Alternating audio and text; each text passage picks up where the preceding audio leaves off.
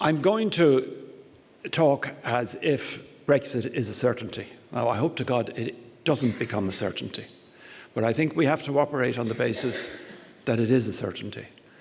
And I want to talk about the effects of a Brexit on the Republic, the effect of Brexit on Northern Ireland, and also on the relationship between London and Dublin. I'd very much like to take questions and engage afterwards. So I won't talk for too long, because I do want to have a dialogue. I'll say two things at the beginning. Firstly, the country in which I now live is completely different to the country in which I was brought up. It has changed fundamentally for the better. And the main reason for it is our membership of the European Union. And that is accepted by the vast majority of people in the Republic of Ireland. There are people in Ireland, you'll see them quoted in the Telegraph, including one of my former colleagues, who think that we should go for an Ire exit, wherever that is, and join with the British and leave the European Union. But I can tell you it's very much a minority sport. There's absolutely no doubt about the commitment of the Irish government and the complete Irish political class to staying within Europe. So whether there is Brexit or no Brexit, take it for granted, we're staying in, because it has made such a huge difference to our country. It has given us a sense of place in the world where we can fight for our interests. And quite frankly, some Irishmen, and some of you here know them well, have made a contribution to Europe and to the world that they could never have made had Ireland not been a member of the European Union. So for us, it's terribly important. It's also for us, quite frankly, without any question of doubt, a disaster. I'll go through just some of the effects that it might have in the Republic. And this is on the presumption, by the way, that it's going to happen. I hope it doesn't happen.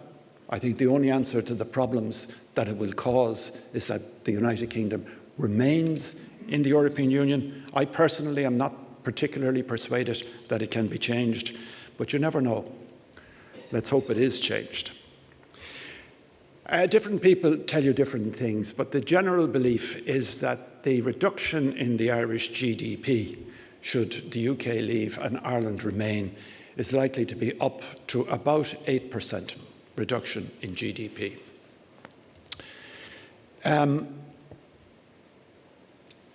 Because the two countries have been in the European Union, there have been very major changes in the trading patterns between Britain and Ireland. When we joined the EEC, roughly 70% of our exports came to the United Kingdom. Now, 16% of our export come to the United Kingdom.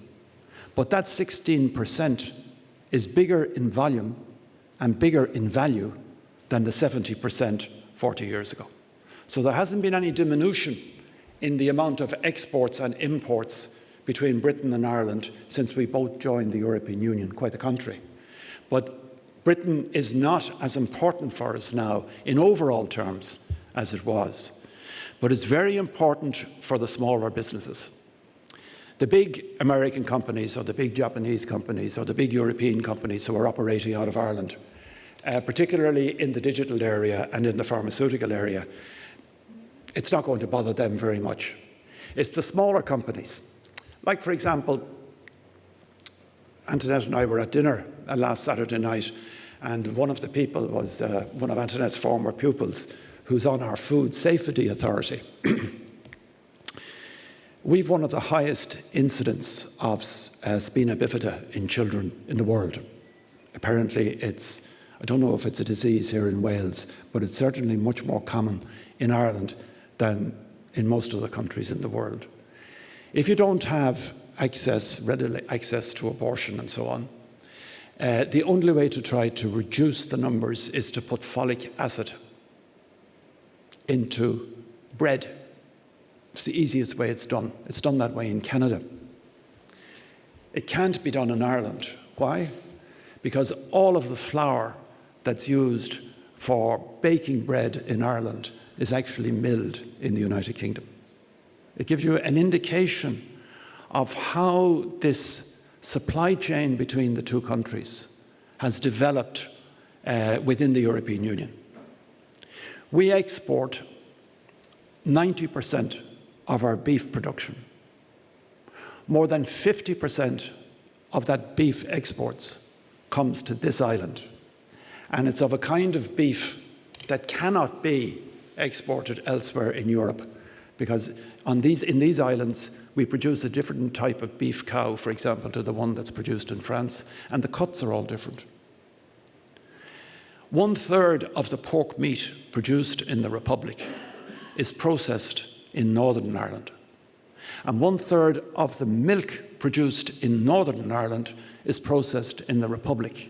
It makes a little drink called Baileys, most of it.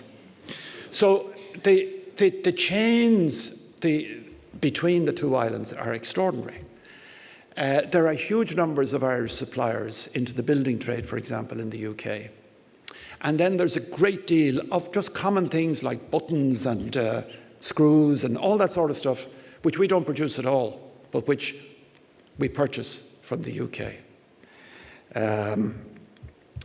So I think the first thing I want to say to you is that and I'm working on the presumption that there's going to be a Brexit and that we're going to stay in, the effect on trade will be enormous. And don't underestimate the importance of the Republic of Ireland for British trade.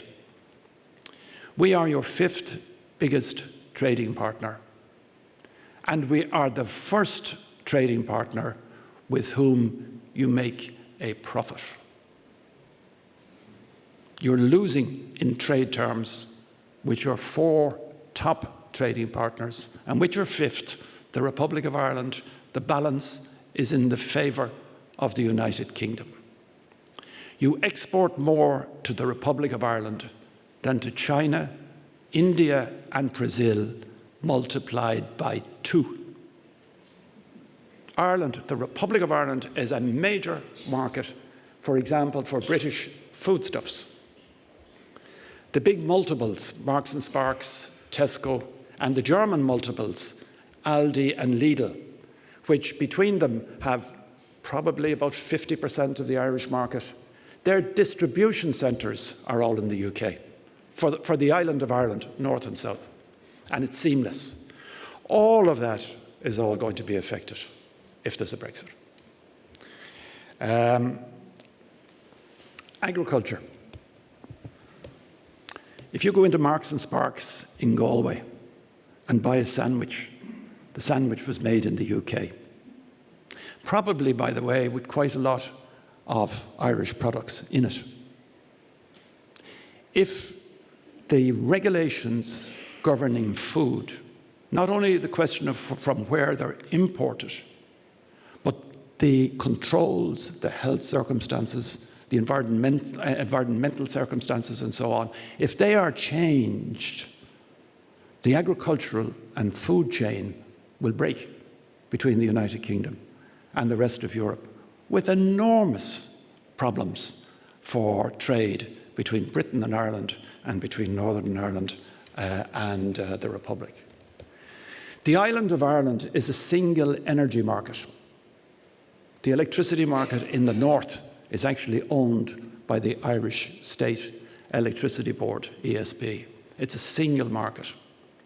And the only electricity grids that we have are with the United Kingdom, with Scotland and with Wales. Again, if it breaks, the implications in that whole market are very significant. What's also very significant, by the way, but this is an aside, is the talk by both the Conservatives and the Labour Party in this country to renationalise energy or to control energy prices. I know that the Irish were thinking of very big investments, generating investments here in Britain, and they've dropped them as a result. The banking system is similar. we operate practically under the same rules. Dublin, in many ways, is a branch of the city. Many of the big international banking and financial houses, and not only British, by the way, but also American and otherwise, they have branches in Dublin, which in many ways are feeding into London. Now, there's a small amount of the business that's leaving the city that's going to Ireland, but the bulk of it is going to Frankfurt and to Paris. The retail sector, I've sort of mentioned, the retail sector will be smashed in Ireland if there's a Brexit, because there is a seamless supply chain in and out of the two islands. The rights of Irish citizens in Britain, the rights of British citizens in Ireland, this common travel area effectively means that if an Irish person comes to Britain, they are treated from the moment they arrive as if they were a British citizen, with rights to health services, rights to residential services, all of that, and vice versa. And there's about the same percentage of British citizens in Ireland as there are of Irish citizens in Britain who have exactly the same treatment in Ireland as Irish citizens, with one exception, as I think I told Carrington Howard over lunch. There's one thing British citizens do not have in Ireland. They do not have the right to vote for our president.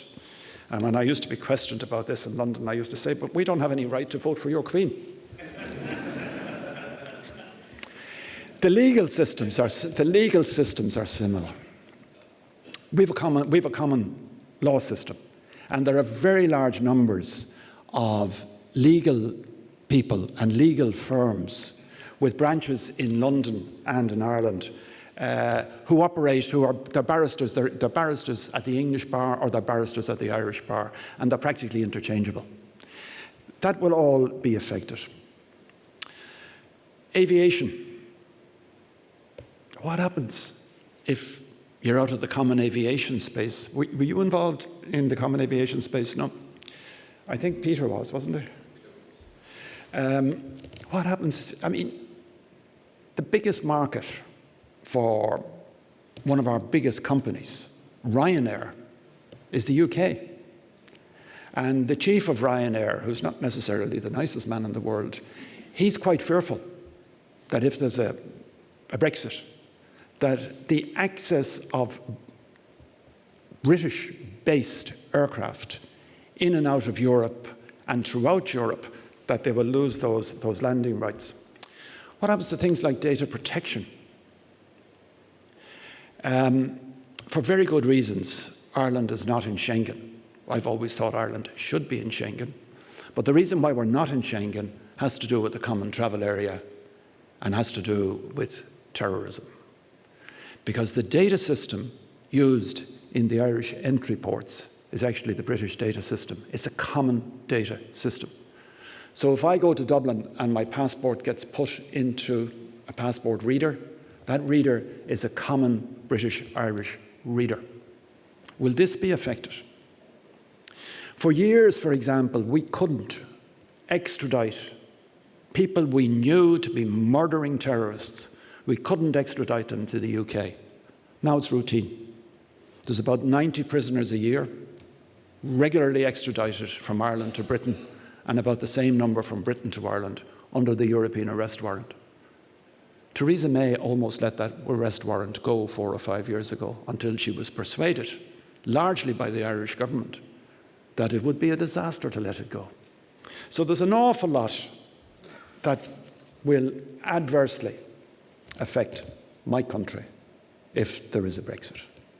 And I feel terribly sorry that nobody gave a damn in the British political system, whilst they were arguing for Brexit, about the implications for a relationship with Ireland, which is very important for this country, and which is so much better than it was in the past.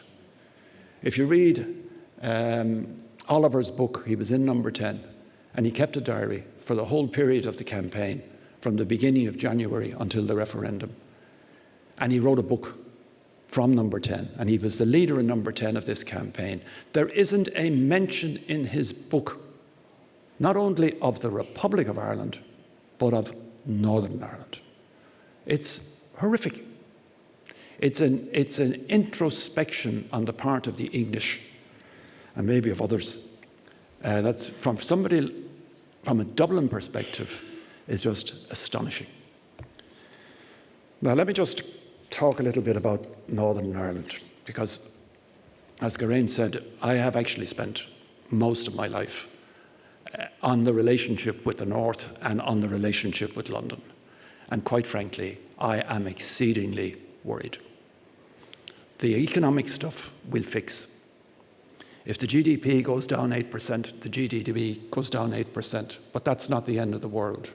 But Northern Ireland and the relationship with London is something different. The fundamental differences in Northern Ireland, the sectarianism, the dislike of one group for the other, is as deep as ever it was, and perhaps worse.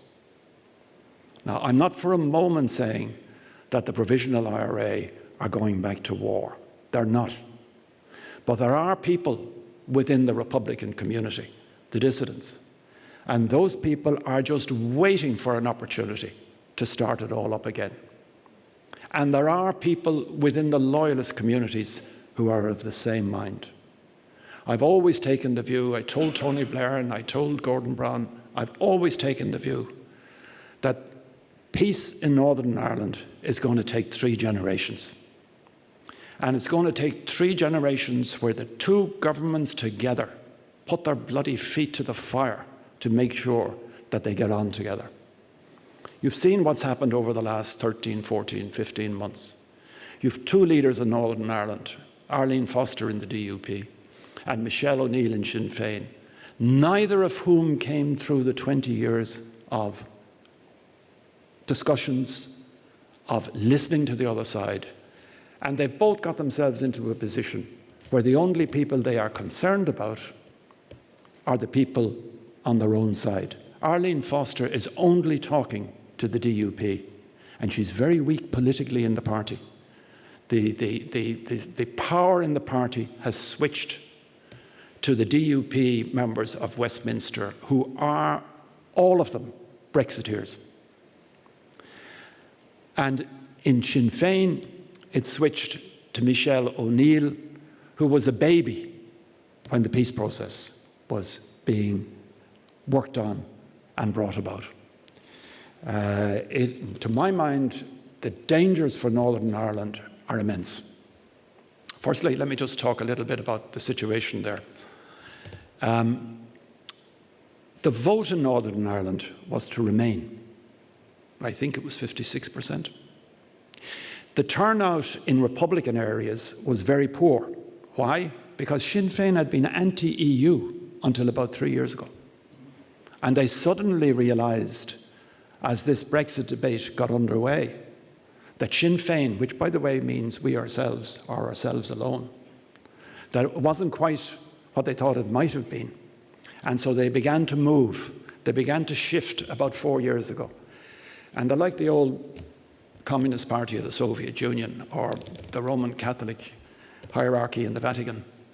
They move very slowly, and they all move together. But they did move, and you could see it coming. And it came in the last European elections. And by the time they got to the Brexit referendum, they had changed. But they had been talking to their followers in such a way for such a long time that they brought very few of their followers with them. And so there must have been a very large proportion of unionists who actually voted to remain. But there isn't one of those unionists now prepared to say anything in public, because including unionists I know who were on the Remain side, they've now moved over to the Brexit side. And Brexit has become a sectarian issue in Northern Ireland. The palpable sense in Northern Ireland that I hear from my friends, both unionists and nationalists, it is as bad as anything that existed in the 70s. Now, it doesn't have the violence, but they have both of them retreated into their ghettos. And the middle person is scared to lift their head. And as I say, I think there's very weak political leadership with Arlene Foster, who's a decent person, and with Michel O'Neill. And I'm not too sure that we're going to get it resolved anyway soon. The two governments are going to make another go, but I'm not too sure they'll succeed. I'm not particularly optimistic. The second thing I want to say about Northern Ireland is that the peace process was significantly underpinned by the European Union. There were very large sums of money put into Northern Ireland to try and heal the areas that were most disrupted with various peace programs, a little bit like a Marshall Aid. One of the people who was responsible for that, and this is one of the reasons why Ireland is so important, was Michel Barnier when he was Commissioner. That's about 10, 12 years ago. He was very heavily involved in it. And the peace process in Northern Ireland was seen in Brussels as a victory for the European Union. And frankly, it would never have happened but for the fact that the United Kingdom and Ireland were both members of the European Union. Because it was within the European Union that we learned to work together and that we learned to realise that the other was not evil. Don't forget that at the time of Bloody Sunday, when 13, and they were innocent people were shot dead by the Paras in Derry,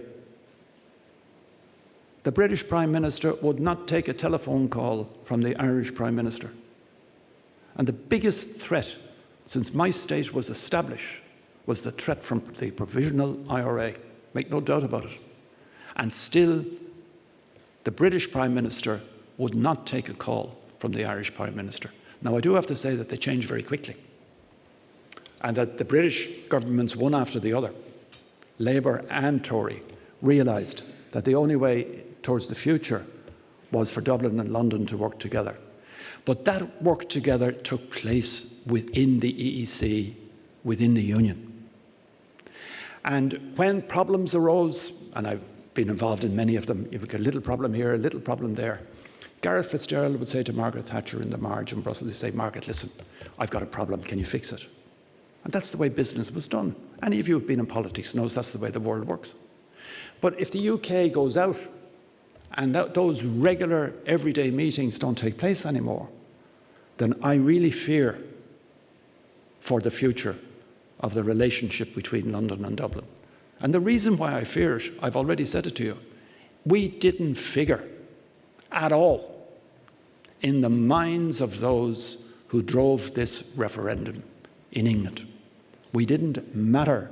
We didn't count. And I'm fearful of the future for that relationship. The deal in Northern Ireland is simple. The two governments, and I think, by the way, that the British government, whatever the little slight difficulty they're in with at the moment with the DUP, I think the British government will stick to these principles just as much as the Irish government will. We have taken the view now for 20 years that the constitutional future of Northern Ireland is a matter for the people of Northern Ireland. That if they decide they want to remain in the United Kingdom, that's their business. If they decide they want to join the Republic of Ireland, that's their business. But in the meantime, in return for accepting and supporting the continuation of Northern Ireland within the United Kingdom, the other side of the equation is equality for the minority. And we're stuck on this bloody nonsense of the Irish language. The Irish language is not really the issue. The issue is equality. The reason why the Shinners did so well is very simple. Arlene Foster said publicly, you don't feed the crocodiles. Well, if you say that to the crocodiles, what do you expect the crocodiles to do? And every time that a Shinner, or indeed the SDLP, and I feel very sad for the SDLP, they lost all their seats in Westminster, and they were working hard in Westminster, they got it on the step. We're not crocodiles, and we're going to show we're not crocodiles, and that's why Sinn Féin got all those seats. And now they've both retreated, and I'm afraid there are still within the unionist community, there are still within the DUP, and particularly those in Westminster, they are not prepared and not willing to admit that Catholics were not treated equally in Northern Ireland. Now, the British government, I mean, the essence of the Anglo-Irish Agreement, Thatcher's Anglo-Irish Agreement, in which I was heavily involved in '85, the essence of that was, yes, unionists, they're in a majority, and they have an absolute right to stay in the United Kingdom. But she accepted that they did not have an absolute right to deny equality to the minority. And I think I'm not saying it's as bad as in the old days, I think we're back in that frame of mind. I think the DUP in Westminster, not by the way the DUP in Northern Ireland, the DUP in Westminster the focus has gone to Westminster. We can get more out of the British government because they're in a supply, as you know, arrangement with them. We can get more out of the British government if we keep the Assembly and the institutions out. So who the hell speaks for Northern Ireland in Brussels? Who speaks for Northern Ireland when you have the meetings in London of the various devolved assemblies? There's nobody to speak for them. Because the Northern Ireland government is a cross-party government, but doesn't exist. And this is one of the reasons, by the way, why the Irish government has been so tough. Because the British government are not going to speak for Northern Ireland. They'd love to be rid of it, to be quite frank. The only people who are speaking for it are the Irish. And as a result, sometimes the relationship between the Irish government and the British government over recent months it's become very touchy. I don't know how this is going to be resolved. If you bear with me, I'll read 2 paragraphs from the agreement that Mrs. May signed in December, just to remind you of what it is.